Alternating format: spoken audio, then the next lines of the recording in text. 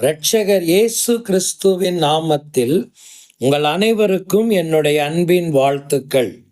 Lend என்னும் காலங்கள் வேத வாக்கியங்களின் அடிப்படையிலே நம்முடைய வாழ்க்கையை சீராய்வு செய்யும் காலங்கள் என்பதை நாம் புரிந்திருக்கிறோம்.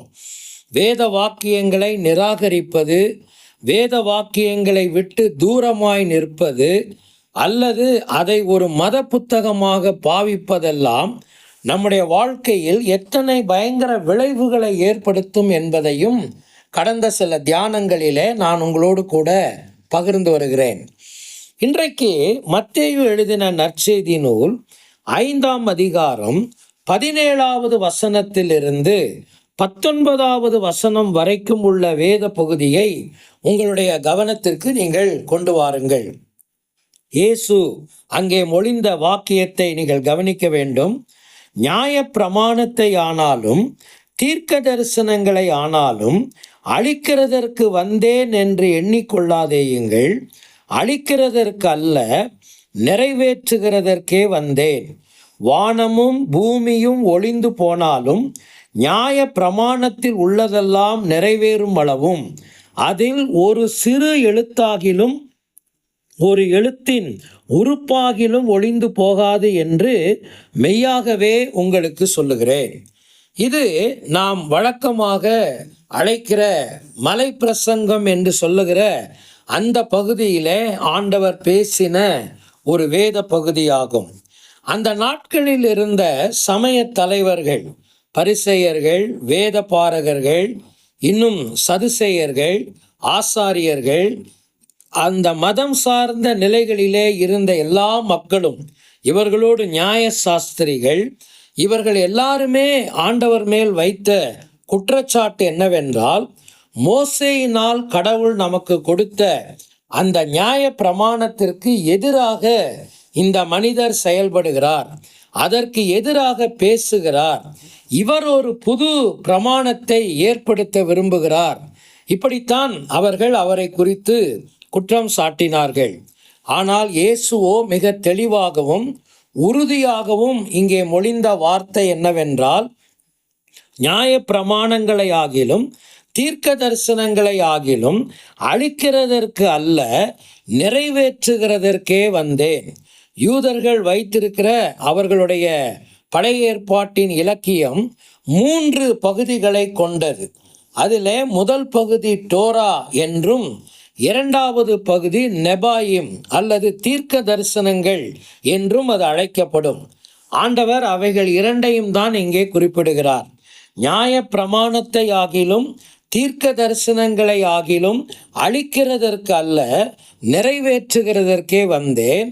வானமும் பூமியும் ஒளிந்து போனாலும் அதில் இருக்கிற வார்த்தைகளெல்லாம் நிறைவேறும் அளவும் ஒரு உறுப்பாகிலும் எழுத்தாகிலும் ஒளிந்து போகாது என்று ஆண்டவர் கூறினார். இப்படிப்பட்ட அபாண்டமான குற்றச்சாட்டை அவர்கள் அவர் மீது வைத்ததற்கான காரணம் என்ன? அதைத்தான் நாம் பார்க்க வேண்டும். அவர்களுக்கு புரிந்து கொள்ளாம போன விஷயம் என்னவென்றால், நியாய பிரமாணத்தை கொடுத்தவர்தான் இப்பொழுது அதை குறித்து பேசி கொண்டிருக்கிறார் என்பதை அவர்களால் புரிந்து கொள்ள முடியவில்லை. மேசியா என்கிற உணர்வு அவர்களுக்கு இல்லை. எனவேதான் அவர்கள் தங்களுடைய வாயில் என்னெல்லாம் வார்த்தைகள் வந்ததோ அதையெல்லாம் பேசினார்கள். பிரதான காரணம் என்ன? அவர்கள் இயேசுவை வெறுத்ததற்கும் நியாய பிரமாணத்திற்கு எதிரானவர் என்று அவரை குற்றம் சாட்டினதற்கும் ஒரு காரணம் என்ன தெரியுமா?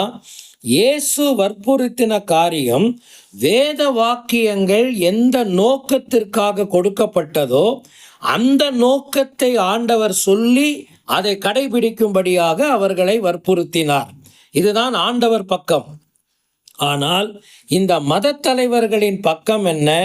வேத வாக்கியங்கள் கடவுளால் கொடுக்கப்பட்டது என்று அவர்கள் ஏற்றுக்கொண்டாலும் அதை அவர்கள் போக்குக்கு அவர்கள் மாற்ற நினைத்தார்கள்.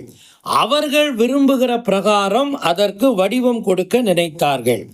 அவர்கள் நினைத்த பிரகாரம் அதிலே வாழ வேண்டும் என்று நினைத்தார்கள். இதுதான் இவர்கள் இருவருக்கும் இடையிலே இருந்த முரண்பாடாக இருந்தது. எனவேதான் இயேசு மிக வன்மையாக அவர்களை கண்டித்தார்.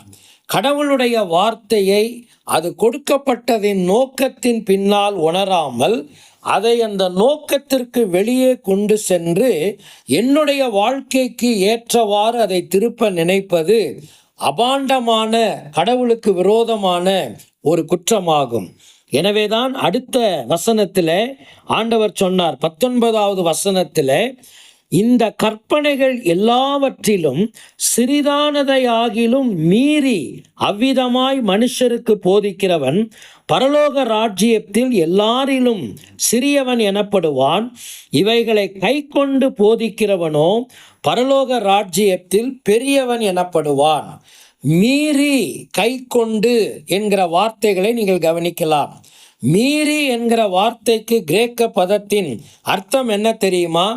அதை இலக்கி விடுவது. அதாவது கட்டி இருக்கிற ஒரு கயிற்றை, ஒரு பொருளை இறுக்குவதற்காக கட்டி வைத்திருக்கிற கயிற்றை இலக்கி விட்டு விட்டால் அதனுடைய நோக்கம் நிறைவேறாதல்லவா?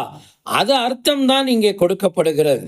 கடவுளுடைய வார்த்தையை கொடுக்கப்பட்ட நோக்கத்தில் நிறைவேற்றாமல் அதனுடைய தன்மையிலிருந்து அதை இலக்கிவிட பார்ப்பது, இதுதான் அதனுடைய பொருள். அதைத்தான் ஆண்டவர் சொன்னார், மீறி நடக்கிறவன் என்றவர் சொன்னார்.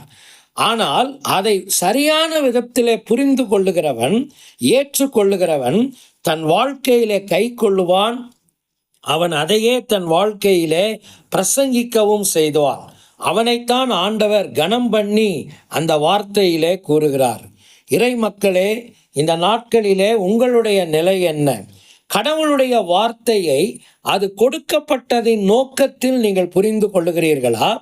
அல்லது உங்களுடைய வசதிக்கேற்றவாறு புரிந்து கொண்டு உங்களுடைய வசதிக்கேற்றவாறு அதற்கு பொருளை கற்பித்து அதை நமக்கேற்றவாறு நாம் வளைக்க நினைக்கிறோமா? அப்படி நாம் செய்வோமானால் நாமும் மீறி நடக்கிறவர்கள்தான். அப்படியானால் கடவுளுடைய வார்த்தையின் தன்மையை நாம் இழக்கி அதை வேறு ஒரு தன்மைக்கு நாம் கொண்டு போக நினைக்கிறோம் என்பதை நீங்கள் மறந்துவிடக்கூடாது.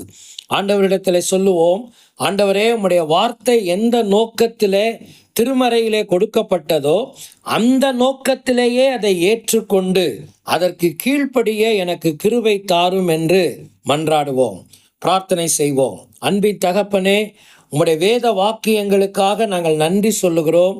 உம்முடைய வேத வாக்கியங்களின் தன்மையை நாங்கள் மாற்ற முயற்சிக்காமல் கொடுக்கப்பட்ட அந்த அடிப்படையிலேயே அதை ஏற்றுக்கொள்ள எனக்கும் எங்களுக்கும் உதவி செய்யும். இயேசுவின் நிமித்தமே வேண்டிக் கொள்ளுகிறோம் நல்ல பிதாவே, ஆமேன்.